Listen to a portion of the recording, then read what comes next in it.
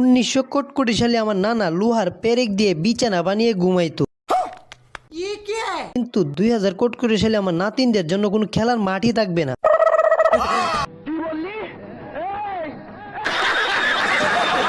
তারা খেলবে ঠিকই, কিন্তু সেটা চলমান গাড়ির উপর। সে তো বলে বাড়ি দেওয়ার সাথে সাথে গাড়ি চলতে শুরু করে। 2000 সালে জিম সেন্টারও নাই, তারা জিম করার সাথে সাথে গাড়িও চলতে শুরু করে।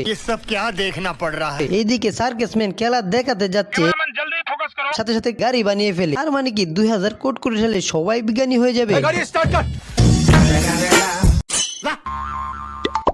যে যাই করবে গাড়ি চলতে শুরু করবে।